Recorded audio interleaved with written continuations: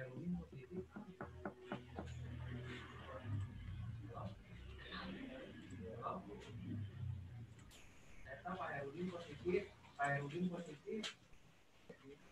ada mana, Fir?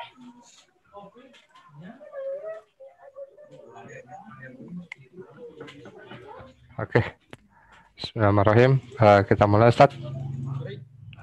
Assalamualaikum warahmatullahi wabarakatuh. Waalaikumsalam warahmatullahi wabarakatuh. Alhamdulillahirabbil alamin wassalatu wassalamu ala asrofil anbiya'i wal mursalin wa maulana Muhammadin wa ala alihi washabbihi ajmain. Innal hamdalillah nahmaduhu wa nasta'inuhu wa nastaghfiruhu wa na'udzubillahi min syururi anfusina wa min sayyiati a'malina wa yahdihillahu fala mudhillalah wa may yudhlilhu fala hadiyalah. Asyhadu an la ilaha illallah Muhammadar Rasulullah. Allahumma shalli ala Muhammad wa ala ali Muhammad. Alhamdulillah, puji dan syukur kita panjatkan kehadirat Allah yang pada malam hari ini memberikan kita semua kesehatan, kebugaran, diberikan hidayah untuk bisa berkumpul kembali dengan Kiai Haji Yusuf Muhammad, Ustadz kita, pemimpin Pondok Pesantren Darul Quran Bandung, ya Ustadz ya. Ya. Alhamdulillah, beliau telah hadir di tengah-tengah kita untuk melanjutkan kajian Madrasah Ukhuwah yang rutin kita laksanakan biasanya di Selasa malam, Rabu malam, Kamis malam, Jumat pagi, dan Jumat malam. Khusus untuk Jumat malam biasanya disampaikan oleh Kiai Haji Yusuf Muhammad. Adapun materi kita pada malam hari ini terkait dengan tema kiat membangun karakter amanah. Nah, kalau udah berbicara amanah, tadi sedikit membuka obrolan dengan Ustadz. Kalau udah berbicara amanah ya Ustadz, jadi memang sangat luas. Karena amanah itu tidak hanya diartikan hanya pada saat posisi kita sebagai leader atau pemimpin saja, tapi ternyata lebih luas. Nah, bahkan dulu Ustadz, waktu kalau udah zaman SD pelajaran agama tuh amanah itu dicontohkan dengan dititipkannya kita sebuah barang.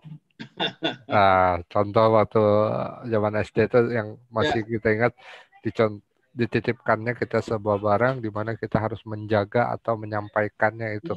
Nah, itu mungkin amanah. Tapi untuk kali ini sepertinya Ustadz tidak hanya membahas masalah titip-menitip barang ya Ustadz. Iya. Insya Allah nanti Ustadz Yusuf akan menjelaskan lebih luas bagaimana kiat amanah kunci sukses kajian tematik akhlak Qurani. Beliau akan menyampaikan langsung materinya.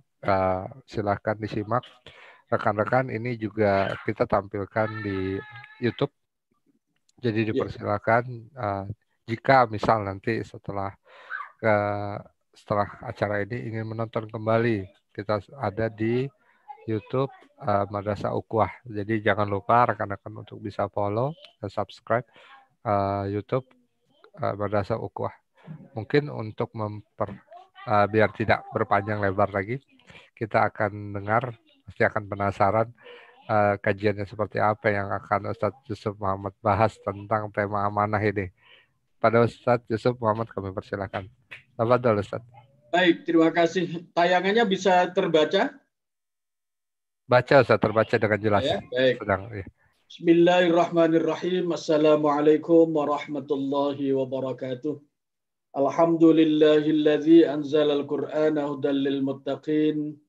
Salatan wa salaman ala sayyidina wa maulana Muhammadin wa ala alihi wa sahbihi wa man ittaba'ahu ila yaumiddin. Allahumma rzuqna fahman nabiyyin wa hifzal mursalin wa ilhamal malaikatil muqarrabin. Rabbi syrah li sadri wa yassir li amri wahlul 'uqdatam min lisani yafqahu qawli. Amma ba'd. Kang Dedi dan rekan-rekan sekalian, peserta kajian virtual dalam tema amanah kunci sukses yang saya hormati, yang Allah muliakan. Bersyukur kepada Allah di pekan terakhir bulan Muharram ini tepatnya hari ini tanggal 24 Muharram, kita bisa berjumpa dalam rangka menuntaskan kajian kita tentang amanah kunci sukses, dan ini adalah pertemuan yang ketiga, merupakan pertemuan yang terakhir dalam tema ini. Nah, yang akan kita sajikan dalam pertemuan sekarang ini ada 2 poin, yaitu membangun karakter amanah dan sekaligus mengimplementasikannya dalam bidang muamalah. Ya, dalam bidang muamalah. Kenapa dalam bidang muamalah? Padahal amanah itu juga tidak, kalau kita bicara muamalah maka berarti ada 2 pihak, ya, ada 2 pihak. Nah, amanah ini memang selalu ada di ranah 2 pihak. Nah, ada pihak manusia, muamalah sesama manusia, ada kaitannya muamalah antara seorang hamba dengan Allah Subhanahu wa taala. Contoh misalnya kesehatan. Kesehatan ini amanah di samping karunia. Maka amanah wajib dijaga. Nah, bagaimana amanah ini kaitannya dengan bidang muamalah? Ini tidak ada hubungannya dengan orang lain, tapi ini adalah langsung dengan Allah Subhanahu wa taala. Ya, itu namanya amanah kesehatan. Nah, jadi ada 2 poin yang akan kita diskusikan, yang akan kita bahas, yaitu bagaimana membangun karakter amanah, sekaligus bagaimana mengimplementasikannya, melaksanakannya di dalam muamalah keseharian kita. Nah, ada 5P. Ini 5 instrumen, 5P. Saya supaya mudah diingat saja ini. Ada 5P instrumen membangun karakter amanah. Yang pertama adalah pendidikan. Nah, yang pertama adalah pendidikan. Untuk bisa seseorang bersikap amanah dalam muamalahnya, dalam kehidupannya, maka memang pendidikan atau pengajaran itu betapapun diperlukan.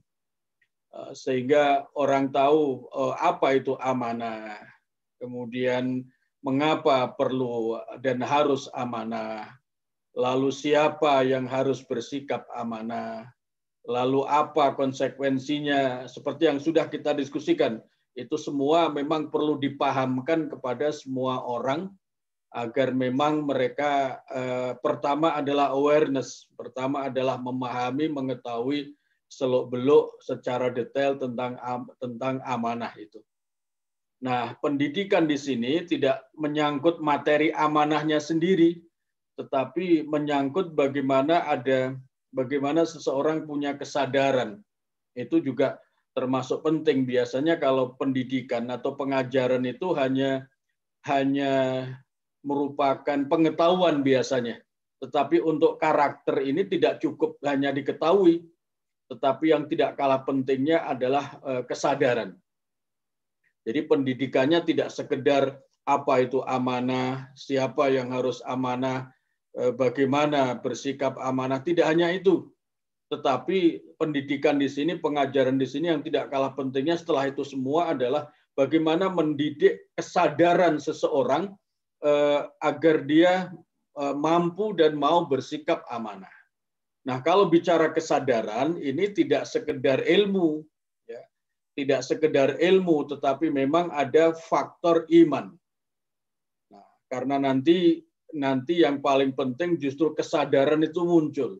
Kesadaran itu dibangun oleh 2 hal, oleh iman dan ilmu, yang kemudian melahirkan kesadaran paling tinggi yang dalam ilmu tasawuf akhlak itu disebut muraqabah.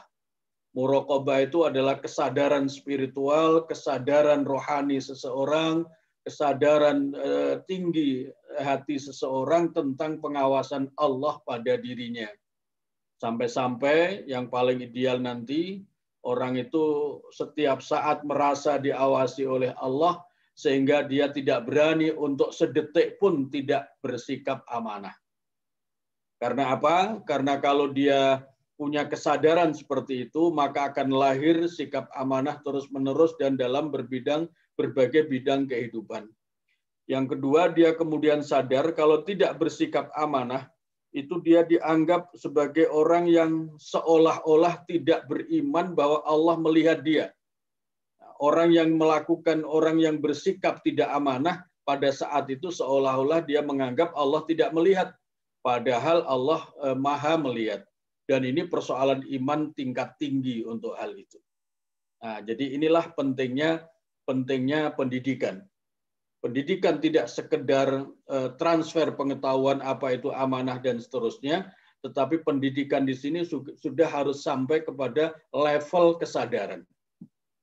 Apalagi yang namanya pendidikan itu teorinya adalah pendidikan dianggap berhasil kalau bisa merubah perilaku seseorang. Kalau pendidikan itu tidak mampu merubah perilaku seseorang, sebenarnya itu belum berhasil, ya. Belum berhasil dari sisi pendidikannya. Walaupun pengajarannya mungkin nyampe, tapi kalau ini disebut pendidikan, terjemahan dari tarbiyah, mendidik, itu belum nyampe. Karena memang pendidikan itu dimaksudkan untuk merubah perilaku. Nah, seseorang baru bisa berubah perilakunya setelah tahu kemudian dia menyadari. Nah, kesadaran itu tadi, kesadaran itu kuncinya adalah dia merasa diawasi oleh Sang Pencipta, sehingga dengan demikian dia terdorong untuk selalu bersikap amanah dan tidak akan berani untuk bersikap sebaliknya, yaitu khianat. Itu pentingnya pendidikan. Nah, karena pendidikan ini instrumen utama dalam membangun karakter amanah, maka perlu dirancang dengan baik materinya dan lain-lain. Yang kedua, setelah dilakukan pendidikan atau pengajaran, maka amanah ini untuk memastikan terlaksana, sehingga dengan terlaksana itu lambat laun menjadi sebuah habit, sebuah kebiasaan, maka memang harus didukung oleh P yang kedua, yaitu peraturan. Maka kalau di dalam dunia bisnis, di perusahaan, mungkin di kampus dan lain-lain, itu ada peraturan yang harus dipenuhi, itu ada. Nah, ini semua di balik peraturan itu adalah menjalankan amanah. Seorang tenaga pendidik harus 12 atau 14 kali pertemuan, itu adalah instrumen untuk mendidik, untuk menjamin terlaksananya yang namanya amanah. Oleh karena itu, di balik amanah itu memang ada disiplin, dengan sendirinya memerlukan disiplin. Orang baru bisa bersikap amanah sesuai dengan peraturan yang diberlakukan di sebuah organisasi kalau dia memang memiliki sikap disiplin. Makin tinggi jiwa disiplin seseorang, maka makin ringan menjalankan peraturan untuk amanah itu. Tetapi bagi orang yang memang dasarnya tidak punya spirit disiplin, biasanya menghadapi peraturan itu berat. Merasa terpaksa, bahkan celakanya mencari-cari celah untuk bisa melakukan hal-hal yang sebenarnya tidak boleh dilakukan.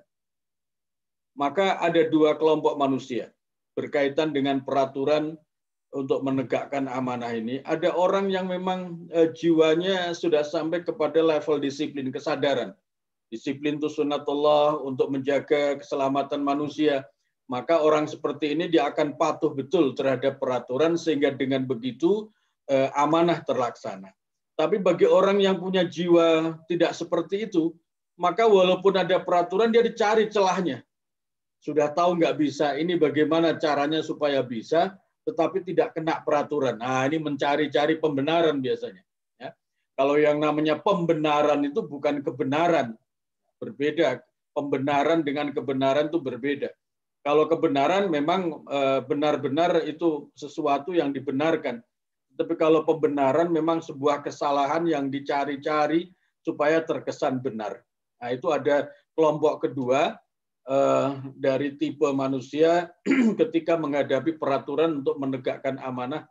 Ada yang model begitu, ingin menerobos, cari pembenaran supaya merasa leluasa dan lain-lain. Padahal harusnya kalau orang itu diberikan peraturan yang ketat, harusnya dia bersyukur. Karena apa? Dengan peraturan yang ketat itu, dia diselamatkan sesungguhnya. Harusnya bersyukur. Tetapi karena memang lagi-lagi ini cara berpikirnya sering salah dan persepsinya menjadi salah, maka kalau ada peraturan itu dianggap membatasi. Wah, ini kaku banget sih. ini konservatif sekali, ini semua diatur, zaman seperti ini kok masih ada peraturan dan lain-lain. Orang yang ingin bebas biasanya cenderung ceroboh dan itu akan mencelakakan dirinya. Orang yang diberikan peraturan ketat mestinya bersyukur karena itu berarti menyelamatkan dirinya. Nah, itu pentingnya peraturan. Nah, peraturan ini adalah P yang kedua untuk memastikan bahwa amanah itu terlaksana dalam bidang muamalah, apakah itu di organisasi pendidikan maupun di organisasi sampai kepada level level negara, institusi resmi, itu apalagi peraturan ini menjadi sesuatu yang penting. Nah, mestinya supaya peraturan itu ditaati dengan baik, maka filosofinya tadi mesti disampaikan, ya, mesti disampaikan. Nah, nanti masuk kepada poin keempat, yaitu peringatan. Itulah kedua, P kedua. Jadi untuk menjamin membangun karakter amanah itu betul-betul terjadi, maka harus ada peraturan. Peraturan itu isinya paling tidak 2. Atau bisa 3 dan 4 poin lah kalau mau sempurna. 1 larangan, yang kedua perintah, yang ketiga adalah punishment bagi yang melanggar, yang keempat adalah reward bagi yang taat. Nah, itu kira-kira isi dari peraturan itu, P kedua dari 5P instrumen membangun karakter amanah itu seperti itu. Itu P yang kedua. Yang ketiga adalah pembiasaan. Nah, ini yang saya kira juga menarik. Amanah itu adalah sebuah karakter yang memang pembentukannya harus dilalui dengan pembiasaan. Nah, pembiasaan ini akan terjadi manakala P yang kedua tadi itu peraturannya itu betul-betul memang ditegakkan. Jadi peraturan itu ditegakkan dalam rangka menjamin terjadinya pembiasaan. Nah, maka peraturan nanti berkaitan dengan poin ketiga yang namanya pembiasaan ini, maka peraturan itu nanti penerapannya bisa bertahap, ya, bisa bertahap. Bagi yang melakukan pelanggaran misalnya, itu pertama mungkin diperingatkan sampai 3 kali, kalau terulang ada peringatan. Nah, setelah itu ada misalnya punishment, percobaan, dan seterusnya. Itu dalam rangka pembiasaan. Nah, kita meniru kepada apa yang diberikan petunjuk di dalam Al-Quran. Al-Quran itu cara menegakkan hukumnya itu memang salah satunya adalah bertahap, at-tadarruj fit tasri', bertahap dalam penegakan aturan syariat. Misalnya saja peraturan disiplin tentang larangan minuman keras. Nah, itu sampai 3 kali bertahap, berturut-turut, mulai dari dijelaskan bahwa minuman keras itu memang haram, ada manfaatnya, ada juga bahayanya lebih besar. Itu pertama. Jadi ini dalam rangka awareness, dalam rangka penyadaran lebih dulu. Nah, setelah masyarakat bisa mengikuti, bisa menerima sedikit demi sedikit pemahaman itu, maka kemudian tahap keduanya mulai dilarang dalam batasan-batasan tertentu. Misalnya ayat ya ayyuhalladzina amanu la taqrabus salata wa antum sukara. Wahai orang-orang yang beriman, jangan sampai mendekati salat, melaksanakan salat apabila sedang mabuk.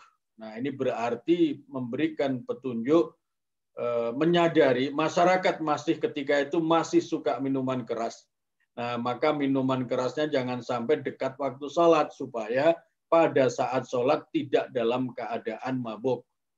Sebab ada kasus dalam sholat masih mabuk, maka bacaan-bacaan Qur'annya menjadi salah. Nah, apa yang diberikan di dalam Al-Quran itu boleh dan baik untuk ditiru oleh kita. Ketika kita membuat peraturan, maka pembiasaannya melalui tahapan-tahapan seperti itu. Pertama, diberikan pemahaman secara utuh, secara menyeluruh. Kemudian yang kedua, dilakukan pembatasan ketat pada bidang-bidang dan waktu-waktu tertentu. Nah, setelah itu berjalan, diterima kesadaran oleh masyarakatnya, oleh komunitasnya, oleh warga organisasinya, kemudian baru tahap yang ketiga diberlakukan secara total. Nah, karena apa? Karena memang manusia kodratnya begitu, tidak bisa sekaligus. Bisanya adalah secara bertahap. Yang penting tahapan-tahapan itu dipastikan, ya, dipastikan. Jadi peraturan dan pembiasaan ini ada hubungannya.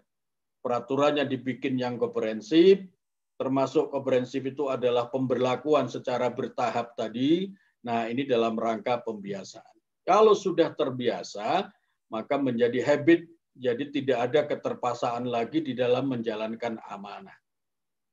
Itu P yang ketiga. Kemudian P yang keempat itu adalah peringatan. Ini juga masih berkaitan dengan pendidikan, ya, masih berkaitan dengan pendidikan. Salah satu upaya untuk menanamkan pendidikan tentang amanah ini antara lain adalah peringatan-peringatan. Selalu diberikan reminding, diberikan peringatan. Jadi tidak bosan-bosannya memberikan pemahaman tentang amanah. Walaupun sudah berkali-kali. Nah, inilah bedanya mendidik karakter dengan menyampaikan sekedar pengetahuan.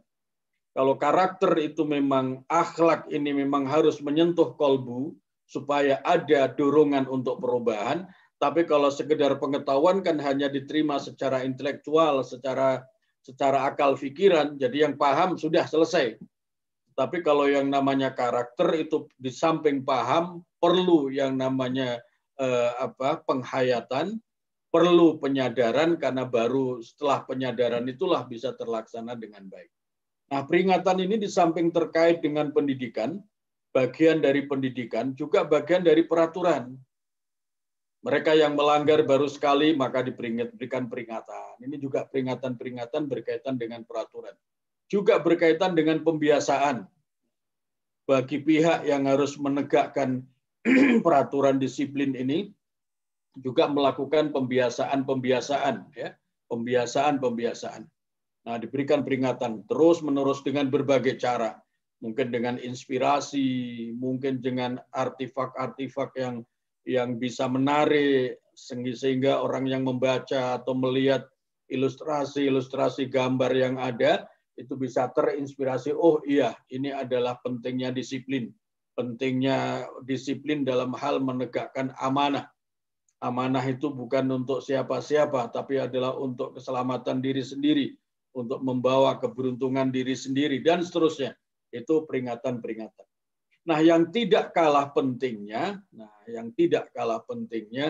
itu adalah P yang kelima, peneladanan. Nah, kalau peneladanan ini ranah terbesarnya, ini adalah pada pimpinan. Rekan-rekan sekalian, menarik dalam berbagai penelitian, bahwa dalam rangka menegakkan budaya, nah ini sedikit melompat tapi ada kaitannya, dalam rangka membangun budaya, salah satunya adalah budaya bersikap amanah, itu memang peneladanan ini ranahnya pemimpin, ya, leadership. Jadi ada 3 instrumen untuk membangun sebuah budaya. Satu ada yang namanya value, ya. Jadi untuk membangun sebuah budaya, misalnya ini budaya amanah ini, bagaimana membudayakan amanah ini, memang yang pertama ada value, ada nilai-nilai yang harus dipahami, disepakati secara bersama. Nah, setelah itu yang kedua ada namanya sistem. Ya, ada value, kemudian ada sistem. Nah, yang sistem ini ya termasuk peraturan, termasuk lain-lain. Nah, yang ketiga itu adalah leadership, kepemimpinan. Nah, dari 3 aspek membangun budaya ini, termasuk budaya amanah ini, ini value ini memberikan kontribusi. Value ini memberikan kontribusi terhadap keberhasilan membangun sebuah budaya itu sebanyak 25%. Ya. Value, nilai-nilai, ini menyangkut pendidikan, ini value-nya apa namanya? Prosentasenya adalah 25%. Memberikan kontribusi keberhasilan terhadap membangun sebuah budaya, ya, termasuk budaya amanah. Yang kedua itu bobotnya 35%, yaitu sistem. Nah, sistem ini termasuk peraturan, reward dan lain-lain. Ya, itu masuk sistem. Mungkin ada IT, ada dan macam-macam. Nah, itu bobotnya 35%, 60. Nah, yang 40 yang menentukan justru ada di leadership, di kepemimpinan. Nah, kepemimpinan ini pengaruh yang paling menonjol adalah keteladanan. Kalau dalam sebuah organisasi leadernya, pemimpinnya bisa menjadi teladan, maka biasanya budayanya bagus. Transformasinya cepat. Kalau pemimpinnya betul-betul mampu menjadi teladan, mampu menjadi role model, itu biasanya transformasi budayanya di sebuah organisasi itu cepat. Tetapi kalau pemimpinnya ini abai, pemimpinnya ini tidak peduli, maka keteladanannya menjadi rendah. Kalau keteladanannya menjadi rendah, padahal dia kontribusinya harusnya 40%, maka ini tidak berhasil, tidak akan berhasil membangun budayanya, termasuk budaya amanah. Dan ini luar biasa hasil penelitian bahwa membangun budaya memerlukan 3 pilar tadi, pilar value, pilar sistem, pilar leadership dan keteladanan, itu luar biasa. Luar biasa pengaruhnya pemimpin. Salah satu contoh misalnya, kalau ingin sebuah organisasi itu disiplin di dalam sholatnya, di dalam sholat 5 waktunya, maka pemimpin pertama mungkin mengajak dan lain-lain. Tapi sebenarnya tidak perlu diajak pun, kalau begitu azan pemimpinnya kalau mimpin rapat langsung tutup dan kemudian sholat, maka yang lain-lain itu akan ngikuti. Itu namanya keteladanan pemimpin. Kalau pemimpinnya itu memberikan keteladanan disiplin, datang lebih pagi dari jam yang sesungguhnya, kemudian disiplin merampungkan tugas dan pekerjaan lebih cepat dari deadline-nya, maka itu juga akan diikuti oleh yang lain. Ini budaya disiplin, juga ini menyangkut keteladanan pimpinan. Keteladanan pimpinan. Itulah rekan-rekan, jadi instrumen 5P dalam membangun karakter amanah. 1, pendidikan. Yang kedua, perlu peraturan. Yang ketiga, memerlukan pembiasaan. Ya. Kemudian yang keempat, memerlukan peringatan-peringatan. Kemudian yang kelima, memerlukan peneladanan. Nah, menyangkut aspek peneladanan ini, kalau ditarik kepada jika ingin amanah tidak sekedar dilaksanakan begitu saja sekilas, tetapi ingin amanah ini menjadi sebuah budaya, karakter yang membentuk budaya, maka memerlukan 3 pilar yang harus pasti ada, yaitu pilar value. Ini menyangkut nanti pendidikan. Bagaimana nilai-nilai yang disepakati tentang disiplin itu, tentang apa amanah itu. Kemudian itu kontribusinya 25%. Yang kedua adalah pilar sistem. Kalau ingin menjadikan amanah tidak sekedar sebatas karakter, tetapi sudah menjadi budaya sebuah organisasi, maka harus ada sistem yang mendukung. Nah, di dalam sistem itu ada peraturan dan lain-lain. Nah, itu bobot kontribusinya adalah 35%. Nah, kemudian yang ketiga yang lebih menentukan adalah pilar yang ketiga, yaitu pilar leadership dan keteladanan. Ini ranahnya ada pada ranah pemimpin, ya, ranah pemimpin sebuah organisasi. Ketika pemimpin ingin organisasinya itu membudayakan amanah, maka dia harus siap menjadi teladan, dia harus siap menjadi role model dalam bahasa Al-Quran, dalam bahasa agama, dia harus siap menjadi uswatun hasanah. Menjadi teladan yang baik dalam rangka membudayakan amanah itu. Saya kira 5 poin ini mudah-mudahan bisa difahami dengan baik, dan mudah-mudahan kita terinspirasi untuk menjalankannya. Apalagi lebih bagus lagi kalau kita punya idealisme menjadikan budaya.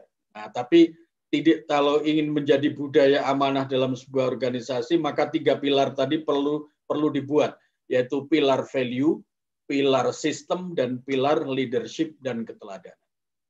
Ini poin pertama. Nah, poin kedua, ini yang tidak kalah menarik. Pertanyaannya menjadi begini. Amanah memang penting untuk ditegakkan. Lalu setelah dibentuk seperti tadi, ada 5P tadi, ada pendidikannya, ada kemudian peraturannya, ada pembiasaannya, ada peringatannya, ada peneladanannya. Bahkan kalau ingin dibudayakan ada pilar value-nya, ada sistem yang mendukung, ada leadership dan keteladanan. Nah, semua itu nanti diimplementasikannya di mana? Nah, diimplementasinya adalah ada di 5M prinsip-prinsip muamalah dalam Al-Quran. Mudah-mudahan ini juga menjadi tambahan kita. Jadi Al-Quran itu menetapkan 5 prinsip muamalah. Ya. M yang pertama dalam muamalah itu memenuhi akad atau perjanjian. Ya. Memenuhi akad atau perjanjian. Jadi orang yang sudah membuat perjanjian, apakah perjanjian antara perusahaan dengan karyawan, apakah perjanjian antara satu organisasi membuat peraturan, itu prinsip yang pertama adalah memenuhi akad. Barang siapa yang bisa memenuhi akad-akad atau perjanjian-perjanjian yang dibuat, maka berarti dia menjalankan amanah. Implementasi amanah itu terletak kepada perjanjian-perjanjian yang dibuat. Itu yang pertama. Kemudian yang kedua itu ada mencatat transaksi dengan baik. Itu prinsip-prinsip muamalah. Yang kedua. Kemudian yang ketiga menghindarkan pemaksaan muamalah atau kerjasama, apalagi dalam dunia bisnis. Itu tidak boleh ada pemaksaan-pemaksaan. Ya. Tetapi yang boleh adalah atas dasar sukarela. Walaupun sukarelanya ini dibatasi sukarela dalam hal-hal yang memang diperbolehkan. Jangan membuat sukarela yang tidak diperbolehkan. Kemudian prinsip yang keempat di dalam muamalah dalam Al-Quran itu adalah prinsip menjauhi monopoli.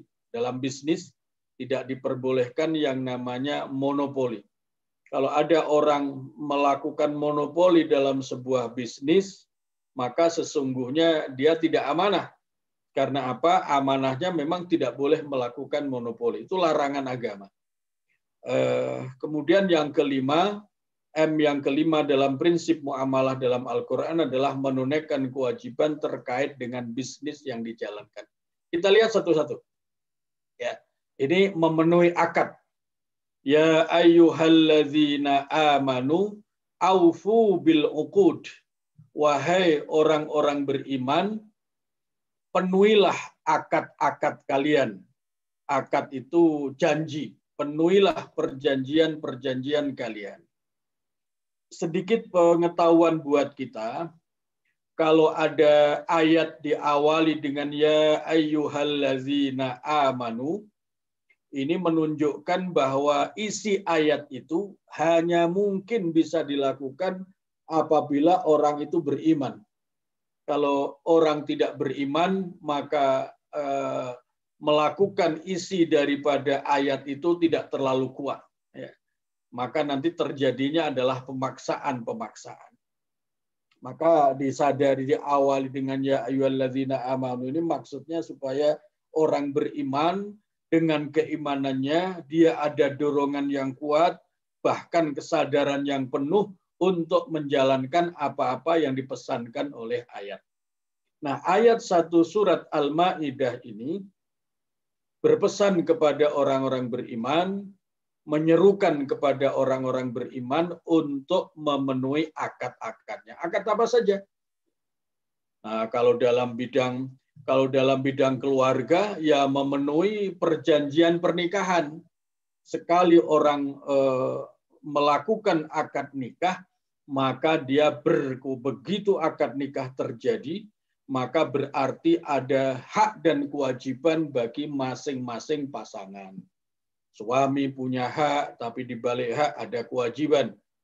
Kemudian istri ada hak, tapi di balik hak itu ada kewajiban. Ya, ada kewajiban. Nah, mereka nanti kalau suami itu memenuhi kewajibannya, maka berarti dia amanah. Karena dia amanah, maka dia akan menjadi al-amin di hadapan istrinya. Kalau dia jadi al-amin di hadapan istrinya, maka istrinya akan percaya. Karena orang yang al-amin itu akan dipercaya. Kalau sudah percaya, maka akan menjadi aman, akan menjadi tenang, akan menjadi tentram. Karena pasangannya adalah pasangan al-amin yang bisa dipercaya. Begitu juga sebaliknya. Istri kalau mampu menjalankan kewajibannya, maka berarti dia akan menjadi seorang yang al-aminah, seorang istri yang terpercaya oleh suaminya. Kalau seorang istri terpercaya oleh suaminya, maka suaminya menjadi aman tentram. Dan kalau sudah begitu, maka tercapailah ayat litaskunu ilaiha, bahwa menjalin hubungan rumah tangga itu supaya ada sakinah, ketenangan di antara keduanya. Itu ada syaratnya, supaya tenang, maka harus ada al-amin. Masing-masing pihak harus ada al-amin. Harus menjadi al-amin. Begitu juga di dalam organisasi. Ya, seorang pemimpin itu mempercayakan sesuatu kepada yang dipimpin. Kalau yang dipimpin ini menjadi al-amin, maka pimpinannya juga menjadi aman, tentram. Dalam pikirannya bereslah kalau persoalan itu diserahkan si fulan. Dia memang terpercaya dan punya kapabilitas, kompetensi, kemampuan untuk menjalankan itu. Dan selama ini tidak pernah ingkar janji, tidak pernah khianat, maka beres persoalan akan kalau diserahkan kepada dia. Itu namanya orang yang al-amin. Al-amin akan melahirkan ketentraman bagi orang yang memberikan kepercayaan. Nah, biasanya kalau anak buah itu al-amin di mata pimpinannya, biasanya karirnya moncer itu. Karirnya akan cemerlang dan lancar begitu saja. Tapi kalau ada staf, ada anak buah yang tidak al-amin di mata pimpinannya, wah itu memang akan sulit. Organisasinya susah maju, bahkan bisa rusak. Karir anak buah yang tidak al-amin itu biasanya akan macet-macet. Nah, itu pentingnya al-amin sebagai staf dalam bidang organisasi. Begitu juga pimpinannya. Seorang pimpinan yang menjalankan amanah, sebagaimana dia layaknya seorang pemimpin, maka dia akan al-amin, akan menjadi al-amin di mata anak buahnya. Kalau seorang pemimpin itu al-amin di mata anak buahnya, maka biasanya akan mendapatkan loyalitas penuh dari anggota organisasinya. Seorang pemimpin yang punya amanah, yang kemudian dia al-amin di anak buahnya menaruh kepercayaan yang penuh kepada pemimpinnya karena pemimpinnya al-amin, tidak pernah khianat, maka itu organisasi biasanya maju. Anak buah yang sudah percaya begitu diajak apa saja, disuruh apa saja, dibebani pekerjaan apa saja, itu biasanya tidak ada keluhan dan keberatan. Sehingga dengan begitu organisasinya akan maju. Itulah pentingnya amanah bagi seorang pemimpin yang kemudian menjadi al-amin di anak buahnya. Ini semua muncul nanti dari ya ayyuhalladzina amanu aufu bil uqud. Nanti ini bisa dikembangkan lebih jauh, ya. bisa dikembangkan lebih jauh di keluarga, di instansi pemerintahan, di organisasi, di dunia kampus. Itu kalau ada al-amin yang di sana, maka organisasi itu akan menjadi baik. Yang kedua, amanah itu diimplementasikan di bidang muamalah. Yang kedua adalah bahwa di dalam muamalah itu ada kewajiban, ada prinsip yang kedua, mencatat transaksi. Nah, ini ayatnya sangat panjang di dalam surat yang paling panjang, yaitu surat Al-Baqarah. Ya ayyuhallazina amanu idza tadayantum bidainin ila ajalin musamman faktubuh. Ya, ini kalau ada hutang piutang, transaksi bisnis, maka harus ada catat mencatat. Ini prinsip yang kedua, dalam bidang muamalah harus ada administrasi yang baik, yang lengkap, yang benar. Ya, ini ajaran Al-Quran. Jadi mencatat sebuah transaksi itu adalah ajaran Al-Quran. Nah, di lingkungan kita biasanya kalau orang dekat suka nggak dicatat, punya hutang tidak dicatat, mengambil gampangnya begitu saja, padahal kalau ada apa-apa nanti jadi persoalan. Oleh karena itu Al-Quran mengajarkan, kalau hutang piutang, transaksi muamalah, hendaknya ada administrasi yang baik, administrasi yang benar, administrasi yang lengkap, yang menjamin kebenaran catat mencatat dalam hal transaksi bisnis. Ini prinsip yang kedua. Nah, nanti orang-orang yang terlibat di dalam bidang ini adalah orang-orang yang al-amin. Seorang sekretaris misalnya, seorang bagian administrasi apa begitu, itu hendaknya orang-orang yang al-amin, orang-orang yang terpercaya. Sehingga dengan begitu siapapun juga yang mempercayakan amanahnya dalam bidang transaksi itu akan merasa aman. Tidak akan khawatir, tidak akan was-was, tidak akan takut transaksinya menjadi tidak beres, amburadul administrasinya. Ini juga bagian dari al-amin. Bagian dari implementasi amanah. Nah, yang ketiga, menghindarkan pemaksaan. Di dalam dunia muamalah, terutama dunia bisnis, tidak boleh terjadi pemaksaan. Ya. Tidak boleh terjadi pemaksaan. Allah Subhanahu wa Ta'ala berfirman, Ya ayyuhalladzina amanu la ta'kulu amwalakum bainakum bil batili illa an takuna tijaratan an taradin minkum. Wahai orang-orang beriman, janganlah kalian memakan harta sesamamu dengan cara yang dengan cara yang batil, ya, dengan cara yang tidak sah. Nah, kecuali melalui perniagaan yang dilaksanakan suka sama suka, antaradin. Dalam dunia bisnis tidak boleh menjalin hubungan bisnis itu dengan pemaksaan, tetapi yang terjadi harus dengan kerelaan, harus saling antaradin. Apa resikonya? Kalau dalam muamalah, dalam transaksi bisnis, dalam menjalin kerjasama, satu sama lain tidak saling merela, maka ini bisa mempengaruhi kehalalan rizki yang diperoleh. Bisa mempengaruhi kehalalan rizki yang diperoleh. Untuk bisa menjadi halal, maka harus antaradin, ya, antaradin, saling merela satu sama lain. Yang satu punya barang, satu pembeli, satu supplier, satu adalah seorang pengusaha. Ya. Ini semua harus antaradin.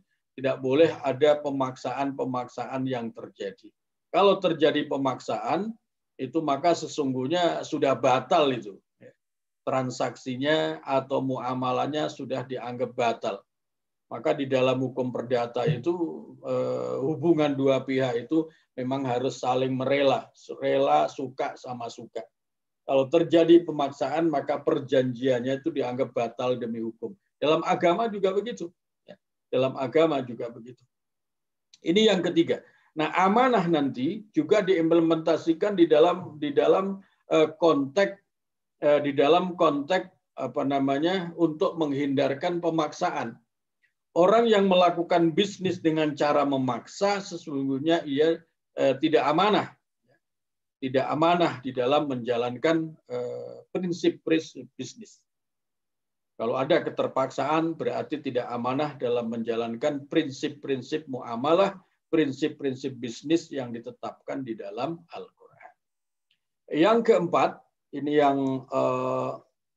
yang penting untuk mendapatkan perhatian, di dalam muamalah termasuk ini untuk menjaga terimplementasikannya sikap amanah dalam dunia muamalah, dalam dunia bisnis, bahwa di dalam bisnis itu tidak boleh terjadi yang kita kenal dengan monopoli. Ya, monopolistik itu tidak diperbolehkan. Ini di dalam Al-Quran ada ayat ma'afa Allahu ala rasulihi min ahlil qura falillahi walir rasuli walizil qurba wal yatama wal masakini wa ibnis sabil kaila. Itu yang sahabat-sahabat, rekan-rekan lihat tulisan merah itu, kaila yakuna dulatan bainal aghniya'i minkum, supaya harta itu jangan beredar hanya di antara orang-orang kaya saja. Nah, ini prinsip dalam muamalah, ya. Dalam muamalah, dalam dunia bisnis, perdagangan, tidak boleh ada monopolistik, ada monopoli oleh pihak-pihak tertentu. Kalau terjadi monopoli, maka itu menyalahi prinsip muamalah yang ditetapkan oleh Al-Quran. Karena apa? Kalau terjadi monopolistik, perdagangan, distribusi barang dan jasa hanya dikuasai orang-orang tertentu, padahal barang dan jasa itu adalah merupakan kebutuhan masyarakat luas, maka itu akan terjadi kezaliman. Harga bisa dimainkan, orang-orang yang kecil akhirnya sulit untuk mengakses itu semua, sulit untuk memenuhi kebutuhan sehari-hari, apalagi kalau sampai terjadi begitu, maka itu akan melahirkan kezaliman-kezaliman. Yang namanya kezaliman itu melahirkan dosa, Oleh karena itu sebuah suasana yang melahirkan monopolistik itu juga dilarang oleh agama. Apalagi kalau monopoli ini kemudian nanti dikuatkan oleh sebuah sistem, oleh sebuah aturan, karena itu ada kepentingan tertentu, itu malah lebih terlarang lagi. Inilah yang keempat.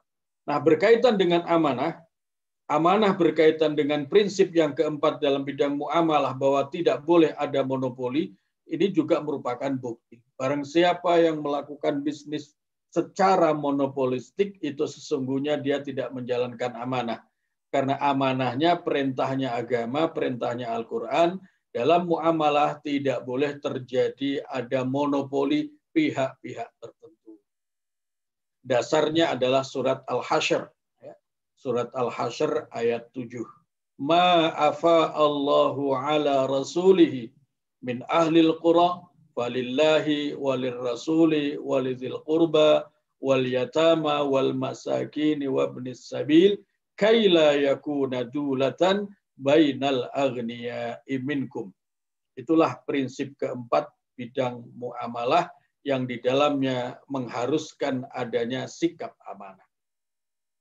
Yang terakhir, rekan-rekan sekalian, prinsip muamalah kelima yang ditetapkan oleh Al-Quran adalah menunaikan segala kewajiban yang terkait dengan bisnis.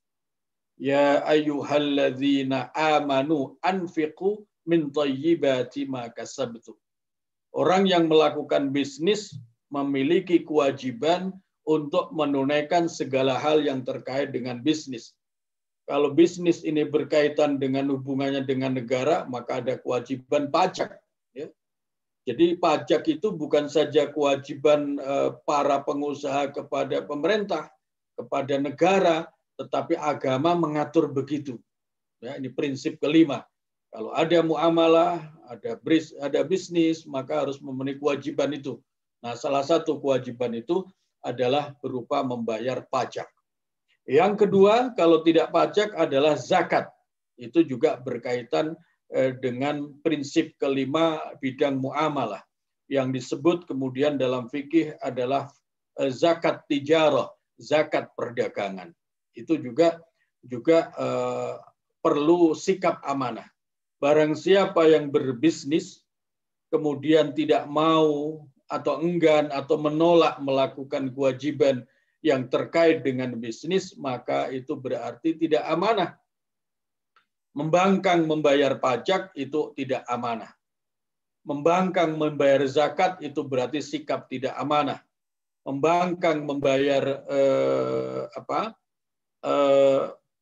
hal-hal yang berkaitan dengan prinsip yang kelima, yaitu menunaikan kewajiban terkait dengan bisnis dan muamalah ini, itu adalah berarti sikap tidak amanah.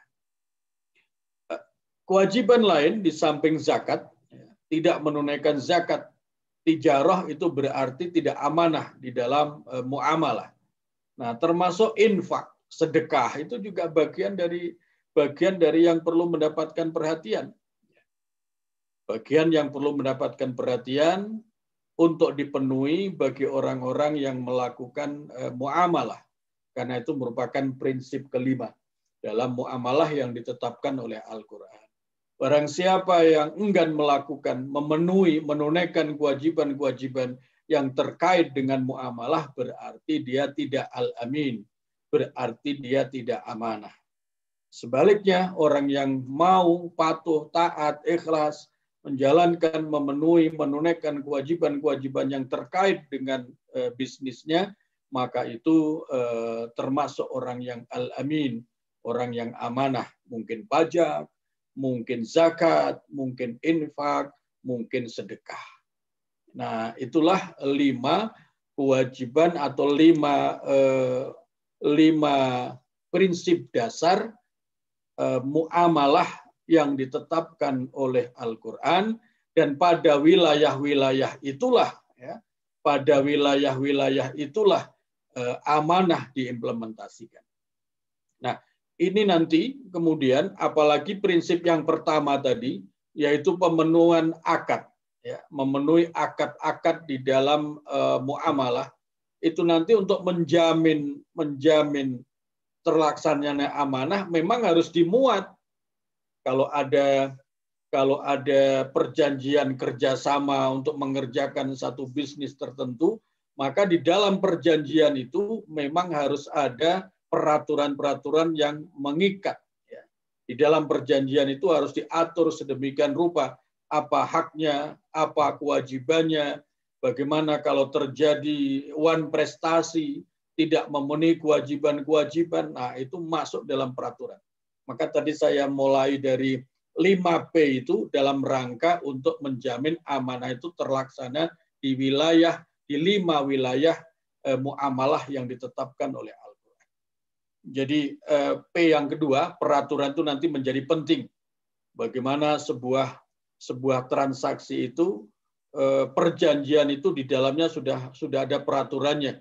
Nah, tidak boleh ini, tidak boleh itu, kewajibannya apa, haknya apa, bagaimana kalau melanggar, apakah didenda, apa diputus kontraknya, dan lain-lain. Itu nanti masuk ke dalam perjanjian itu, sehingga dengan demikian amanah terjamin untuk dilaksanakan oleh masing-masing pihak yang menjalin kerjasama. Saya kira itu Kang Dedi dan sahabat-sahabat yang lain dan rekan-rekan yang lain. Barangkali akan ada diskusi, masih ada waktu. Silakan. Jazakallah khair, Ustaz. Ya.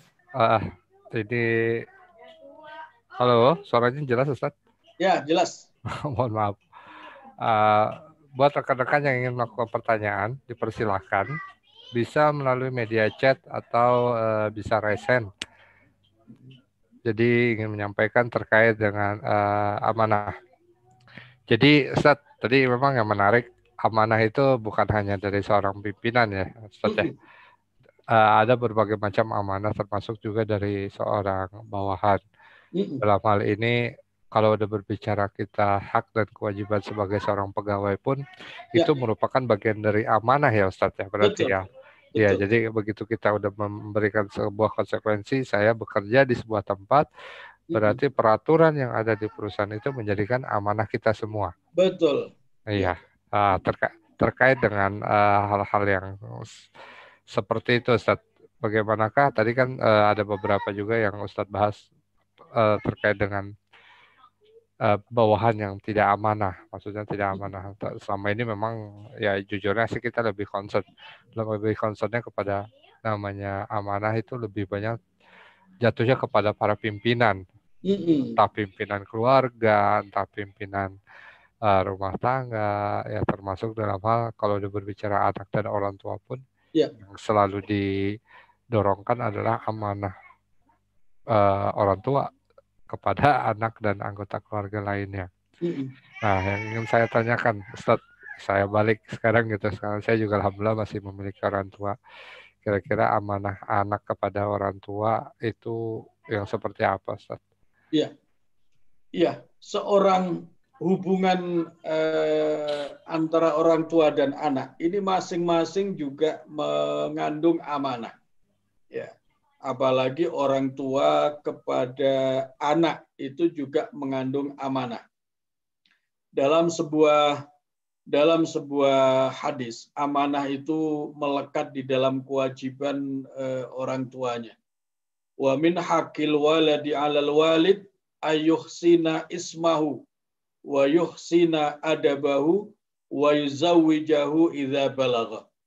Menjadi kewajiban dan amanah orang tua apabila memiliki anak, maka pertama-tama diberikan nama terbaik.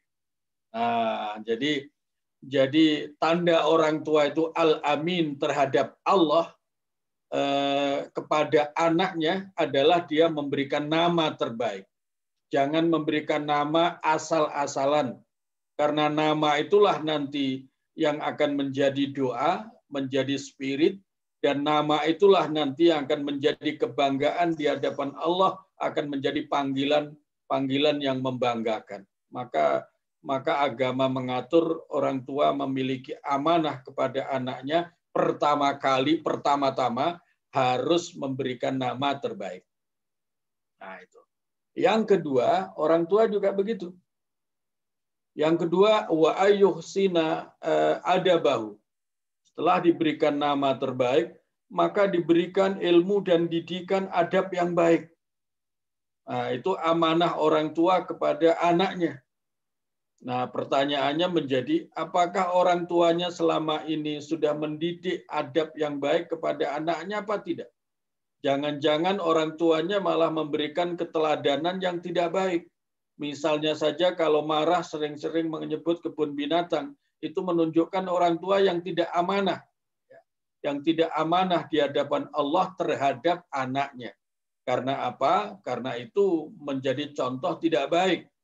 Menjadi contoh tidak baik. Dan itu akan melekat kepada anak-anaknya. Bagaimana marahnya orang tua, itu akan melekat pada anak-anaknya dan sangat mempengaruhi kejiwaannya. Nah, itu makanya pendidikan adab itu menjadi penting.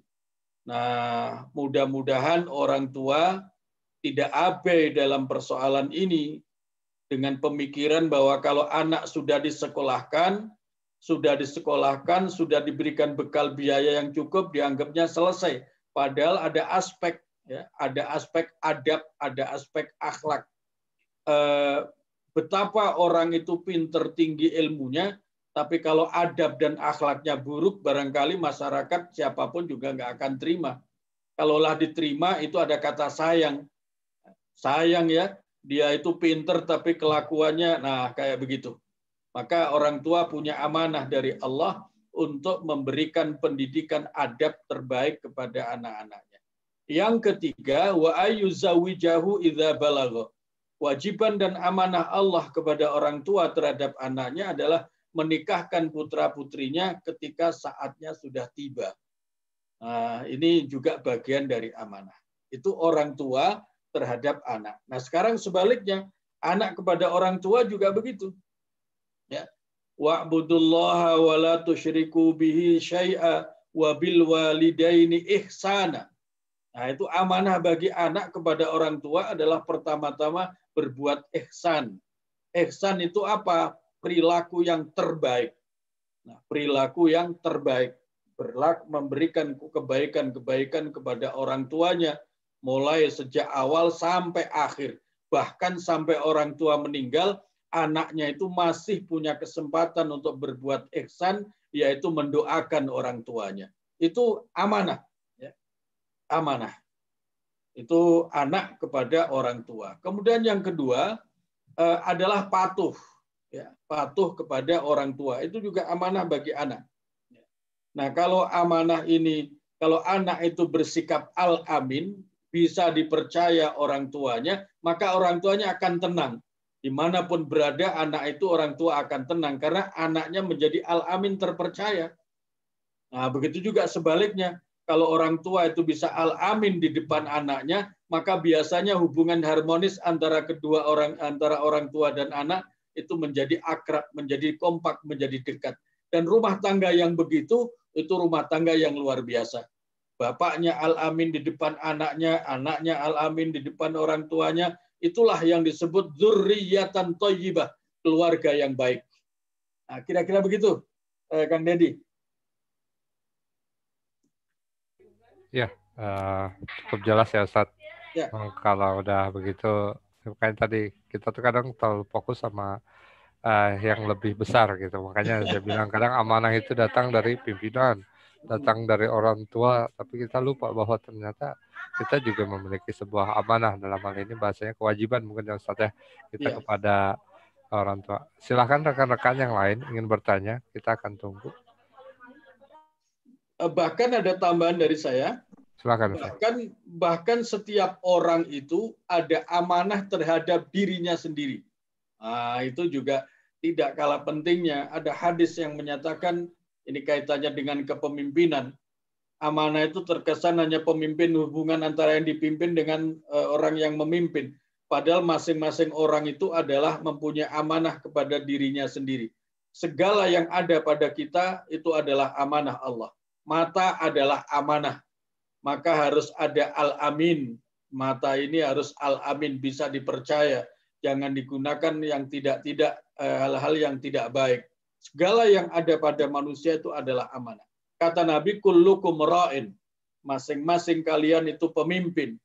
Wa kullu ra'in mas'ulun ar-ra'iyatih. Setiap pemimpin akan diminta pertanggungjawabannya atas kepemimpinan yang dilakukan. Maka setiap orang adalah memimpin dirinya sendiri. Nah, kemudian nanti hadis itu ada lanjutannya. Seorang istri adalah pemimpin dalam hal kepercayaan suaminya di rumah tangga, dan begitu seterusnya. Sampai kepada seorang pembantu, itu adalah pemimpin dalam hal-hal yang dipercayakan kepada dirinya. Nah, itu semua orang memiliki amanah masing-masing. Demikian. Barangkali ada yang ingin diskusi. Rekan-rekan silakan jika ada yang ingin bertanya. Bisa chat atau bisa resen. Dipersilakan. Jika resen nanti.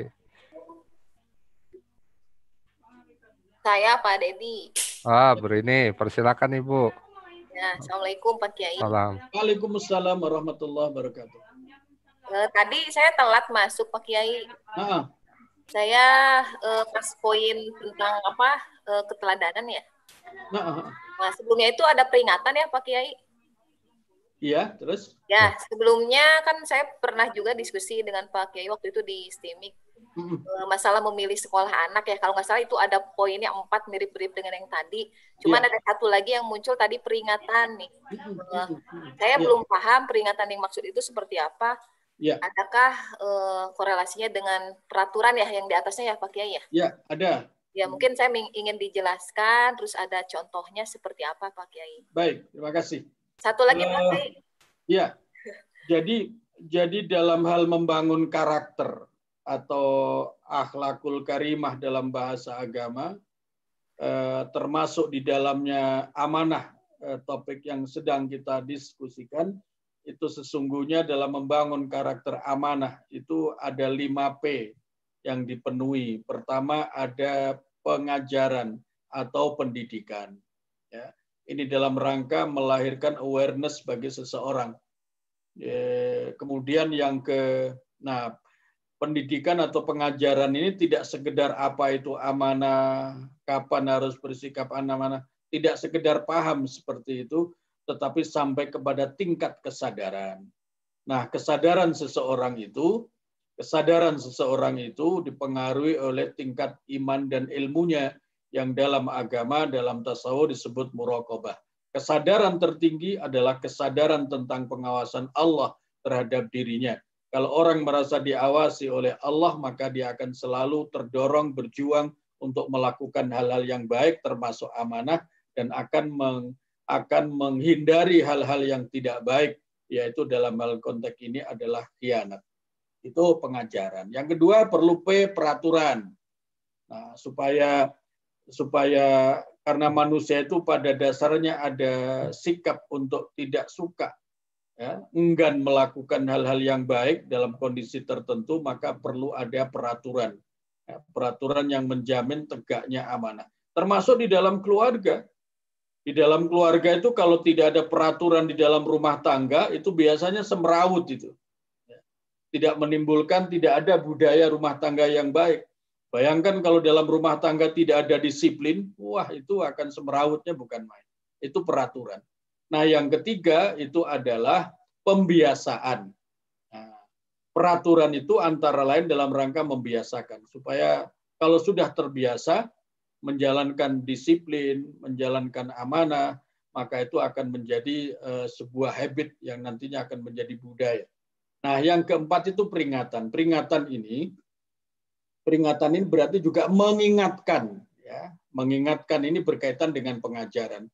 Jadi tidak cukup sekali diberitahu langsung dijamin bahwa dia akan terus sadar. Enggak. Harus ada diingatkan dan diingatkan. Ya. Diulang dan diulang. Peringatan juga ada kaitannya dengan punishment yang ada di peraturan. Maka peraturan itu isinya 4 tadi saya jelaskan. Peraturan itu isinya adalah perintah, isinya adalah larangan, isinya adalah punishment, isi peraturan itu adalah reward. Nah, dalam rangka penegakan punishment bagi yang melanggar itu perlu ada peringatan-peringatan. Ini ada aturannya loh ya. Barang siapa yang melanggar akan kena tindakan. Jadi nanti kalau kena tindakan jangan salahkan yang menindak dan jangan salahkan organisasi karena sudah diberitahu dan sudah ada peraturannya. Nah, itu namanya mengingatkan. Jadi mengingatkan kaitannya peraturan, mengingatkan kaitannya dengan pengajaran. Nah, itu P yang keempat. Yang kelima kemudian baru peneladanan. Saya kira begitu, Bu Rini. Baik, Pak Kiai, makasih. Satu lagi pertanyaannya, Pak Kiai. Ya. Tadi juga amanah, kan contohnya kepemimpinan ya. Tapi sebenarnya yang tadi ditanyakan Pak Dedi itu juga sebenarnya kita sebagai karyawan atau pegawai juga punya amanah ya. Di mana masing-masing kan punya job desk ya Pak Kiai ya. Betul. Kita harus sesuai dengan job desk. Tapi ada kalanya kita tuh diberi amanah yang berlebih gitu. Kadang di luar job desk Pak Kiai. Betul. Dengan terkadang ada dalih dari pimpinan itu ya udah harus kerja ikhlas gitu. Kalau udah ada definisi itu kan terkadang kita nggak bisa apa-apa gitu. Ya sudah akhirnya dengan terpaksa melakukan itu. Itu gimana Pak Kiai? Iya. Itu ada dua kemungkinan. Kemungkinan yang pertama adalah ketidakkomprehensifan ketika menyusun job desk. Nah, itu bisa jadi. Jadi kalau dalam manajemen itu mestinya bicara dari yang akhir, ya. Mulai dari yang terakhir. Sasarannya apa, tujuannya apa, baru ditarik mundur. Kalau tujuannya seperti itu, maka hal-hal yang dilakukan harus ini.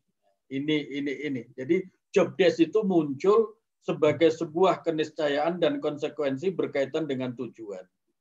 Nah, kadang-kadang menyusun job desk itu hanya dikaitkan dengan jabatannya saja, tidak dilihat goal settingnya seperti apa. Nah, kemungkinan pertama itu. Akibatnya tidak terantisipasi, di tengah jalan terpaksa ada tugas-tugas tertentu. Padahal sebenarnya tugas itu kalau sudah bisa diprediksi sejak awal, maka sudah masuk job desk fungsi tertentu. Kalau sudah masuk job desk fungsi tertentu, maka itu adalah bagian dari amanah yang sudah pasti. Itu kemungkinan pertama. Kemungkinan kedua, memang ada terjadi perubahan di tengah jalan. Ya. Dalam agama sendiri kan begitu. Wala taqulanna li syai'in inni fa'ilun dzalika ghadan. Seseorang tidak bisa memastikan apa yang terjadi esok hari. Oleh karena itu di dalam organisasi juga begitu. Ada perubahan di tengah jalan. Di awal sudah ada goal setting yang luar biasa komprehensif, kemudian itu ditindaklanjuti dalam pembagian job desk masing-masing fungsi di dalam tubuh organisasi, tapi ada perubahan di tengah jalan. Nah, ketika terjadi perubahan di tengah jalan, harus ada pekerjaan-pekerjaan tertentu yang dihandle. Nah, oleh karena itu, disinilah pentingnya seorang atasan melihat seluruh anggota organisasinya, kira-kira job yang baru muncul ini kepada siapa, fungsi apa, dan lain-lain.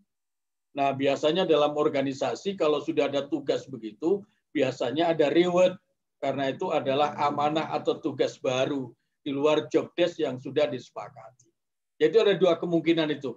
Ada kemungkinan tugas-tugas baru karena memang tidak terprediksi, ada di awal karena kurang komprehensifnya melihat tujuan organisasi itu apa, tapi juga yang kedua kemungkinannya karena ada perubahan di tengah jalan, terpaksa harus ada pendefinisian fungsi-fungsi tertentu yang karena tidak ada job desk melekat pada seseorang, maka seorang pimpinan menugaskan kepada seorang staf untuk menghandle persoalan itu. Itu bisa terjadi, ya, bisa terjadi. Saya kira begitu. Ya, terima kasih Pak Kiai. Ya. Ya, dipersilakan rekan-rekan yang lain jika ada yang ingin pertanyaan terkait dengan amanah.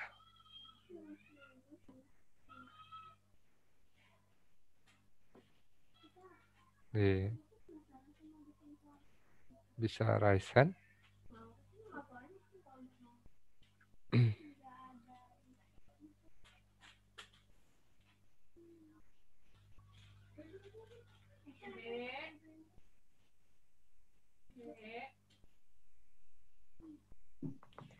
Ya, belum ada ini, Ustaz. Ya, sudah cukup? Masih, Pak Kiai, nyambung yang baru boleh? Boleh. Ya. Mesti ini nih, ada unek-unek nih. Uh-uh. Kalau tadi kan untuk tipe yang kedua, amanah yang tidak bisa dipastikan ya Pak Kiai ya, ada perubahan gitu. Semestinya kan memang semua juga memandang itu bukan job desk dia gitu kan. Ya. Dan betul tadi kata Pak Kiai harus memang ada reward ya, karena di luar job desk-nya gitu. Betul. Tapi ada kalanya pemimpin atau pimpinan itu tidak menyadari itu gitu Pak Kiai. Sementara kita tuh di belakang apa gitu gibah ya. Gimana supaya memahamkan itu ya Pak Kiai? Makanya di situ harus ada, kalau kita meniru manajemen organisasinya Rasulullah SAW, itu ada namanya fatonah kan?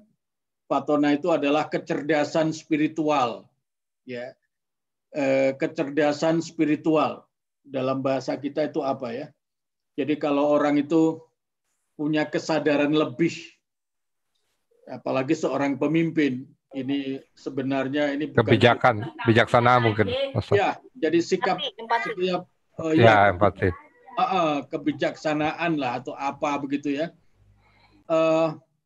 Itu kecerdasan dari fatonah, kecerdasan spiritual itu menjadi penting bagi seorang pemimpin, antara lain menghadapi hal-hal seperti itu.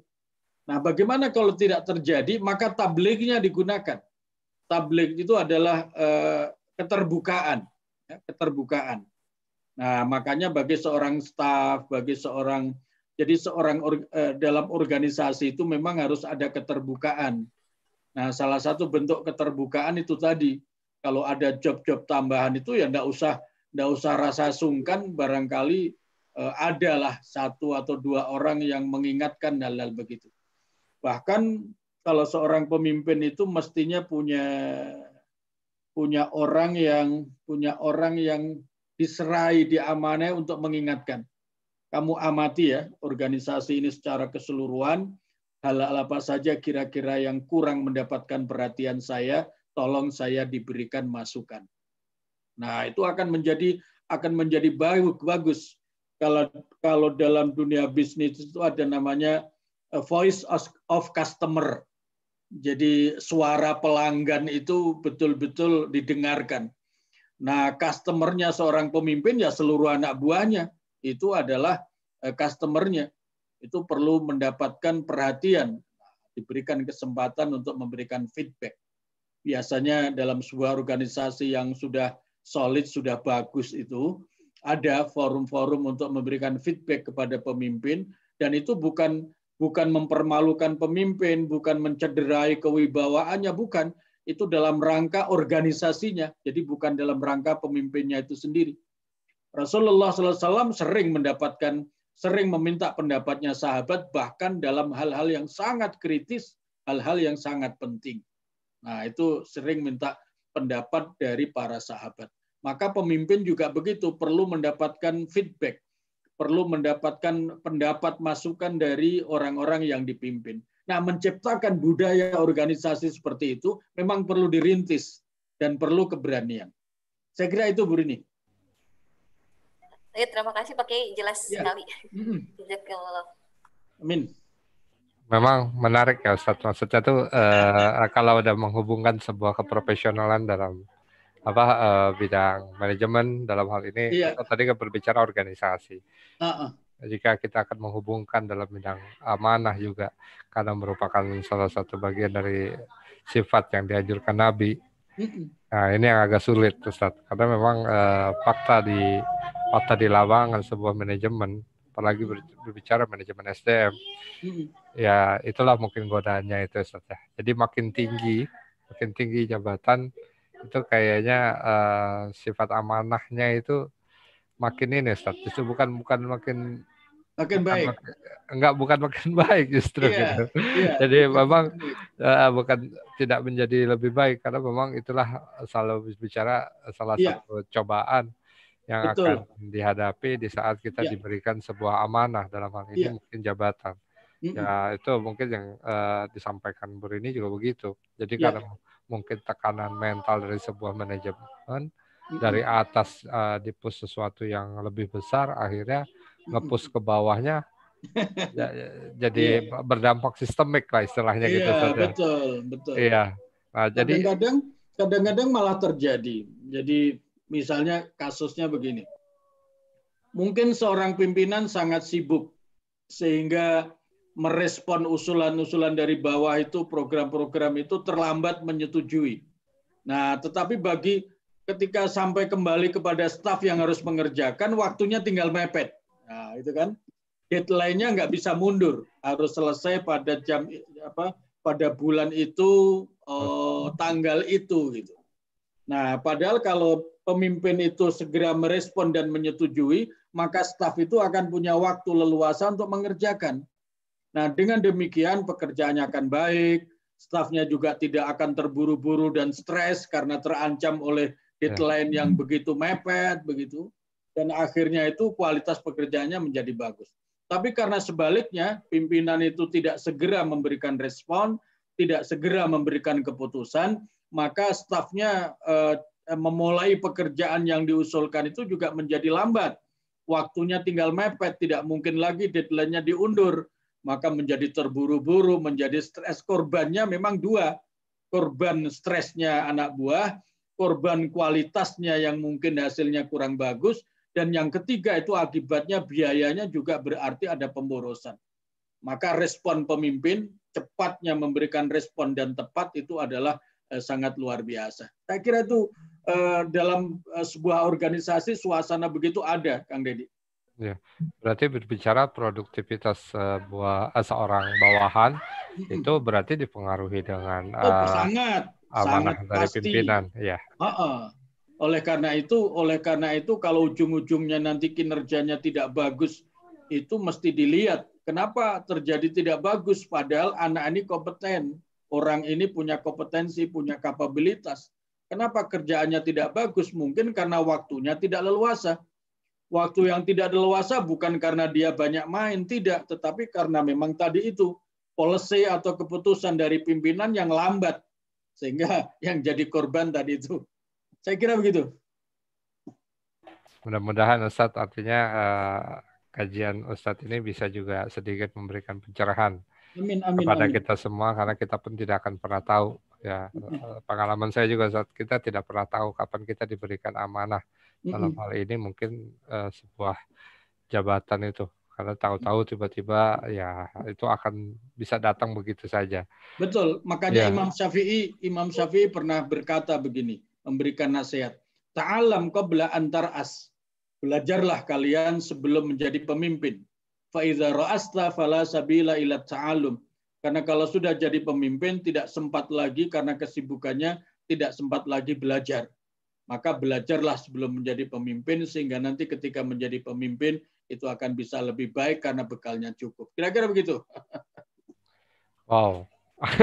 Ternyata makanya kalau kita telusuri itu ilmu manajemen pun ada dari zaman dulu ya, Ustaz. Artinya Alhamdulillah. memang bukan hanya diperjelas oleh ayat Quran, bahkan turun pun sampai ke salah satu imam juga, Imam Syafi'i pun memberikan penjelasan gitu, Ustaz. Iya. Cuma kadang ya itulah, kita ini masih suka terbuai, maksudnya terbuai dengan faktor kebiasaan, dan mungkin ini salah satu yang bisa menjadikan sebuah peringatan kepada kita bagaimana kita bisa menyikapi sebuah amanah itu dengan baik. Artinya ya itu mindset dari awalnya, kalau udah berbicara amanah selalu berbicara pada saat jadi pimpinan. Ternyata kita harusnya ingat bahwa amanah pun di saat kita lahir, bahkan sampai untuk diri sendiri pun kita memiliki amanah ya dari Allah. Karena kita dititipi barang, yaitu salah satunya mungkin panca indera yang seperti Ustadz jelaskan tadi. Ini sambil menunggu apakah ada pertanyaan lagi? Saya sih ada satu, Ustadz, terkait dengan bagaimana secara amalan, secara amalan ya, ini maksudnya bicara secara amalan. Bagaimanakah kita untuk bisa menjaga keistiqomahan kita dalam memegang suatu amanah, Ustaz? Iya. Apakah ada amalan khusus? Maksudnya amalan ini yang benar-benar amalan langsung ke Allah itu, Ustaz? Ya, ada konteks habluminanas, ada konteks habluminallah juga ada. Orang bisa istiqomah itu kalau sudah bisa mencintai. Ya. Kalau orang sudah bisa mencintai sesuatu, katakanlah ini pekerjaannya, maka dia akan bisa istiqomah menjalaninya. Sama dengan orang ketika sudah menyenangi sebuah menu makanan, sebuah warung kuliner, maka dia akan istiqomah datang ke situ, balik lagi dan balik lagi. Jadi kuncinya adalah menyintai pekerjaan, menyintai job yang diberikan. Nah, dalam rangka mencintai pekerjaan yang diberikan, maka rasa syukurnya dikembangkan. La in syakartum lazidannakum wa la in kafartum inna adzabi lasyadid. Kalau kalian bersyukur maka akan aku tambahi nikmatnya. Tapi kalau kalian kufur maka akan ada siksa yang pedih. Orang mendapatkan amanah jabatan atau tugas pekerjaan, itu yang perlu dipersepsi adalah jangan dilihat pekerjaan itu datang dari pimpinan ABC, tapi lihatlah hakikatnya itu datang dari siapa. Seseorang yang memberikan pekerjaan dan amanah itu tidak mungkin memberikan kecuali hatinya digerakkan oleh Allah. Maka amanah itu sesungguhnya hakikatnya adalah datang dari Allah.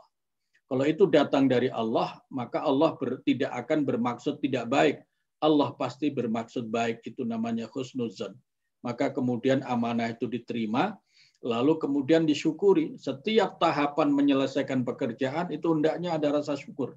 Nanti kalau ada rasa syukur, maka Allah akan menambahi rasa nikmat, rasa tertarik, rasa senang terhadap job yang dipegang. Kalau sudah senang, maka akan istiqomah di dalam menjalaninya. Nah, itu dalam konteks upaya hablum minan nas. Kalau upaya hablum minallah, jelas merupakan senjatanya adalah doa. Oleh karena itu, begitu orang menerima amanah, karena hakikatnya amanah itu datang dari Allah, maka di samping syukur dan berusaha mensyukuri supaya bisa menyenangi dan akhirnya istiqomah tadi, tidak kalah pentingnya memohon kepada sang pemberi amanah, yaitu Allah Subhanahu wa Ta'ala. Wahai Allah, pekerjaan ini hakikatnya datang darimu, dan saya berhusnuzon ini adalah pintu-pintu kebaikan yang Engkau siapkan kepadaku, maka oleh karena itu berikan hamba ilmu dan kekuatan untuk menjalaninya dengan baik. Nah, kira-kira begitu. Saya kira begitu, Kang Deddy. Ustadz, mohon maaf ini belum bisa diakhirin karena ada yang nanya. Oh iya. Dari Ibu Yulianti, ini salah satu dosen di STIMIK. Assalamualaikum Pak Ustadz, izin bertanya bagaimanakah menumbuhkan amanah pada anak didik? Karena mungkin kalau di keluarga lebih wajib kita tanamkan. Tapi kalau antara guru murid atau dosen mahasiswa, nah ini yang terkadang hanya kita ingatkan saat di ruang lingkup waktu interaksi saja. Bagaimana cara kita memaintain amanah antara dosen mahasiswa saat kita jadi pendidik? Iya. Nah, saya ingin bertanya, interaksi awal antara seorang pendidik ketika ketemu pertama kali itu apa yang dilakukan? Nah, saya maaf, ini pengalaman pribadi. Ya. Saya itu ketika masih ngajar itu, kalau ketemu pertama kali itu pasti saya minta biodata sang mahasiswa itu begitu lengkap. Ya. Namanya, anak keberapa, alamatnya di mana, orang tuanya siapa, pekerjaannya apa, segala macam itu lengkap. Sampai saya mendapatkan nomor telepon orang tuanya. Nah, setelah itu lengkap, maka yang kedua saya ajak dialog mahasiswa itu. Apa tujuannya belajar, kemudian apa yang diinginkan, dan lain-lain itu.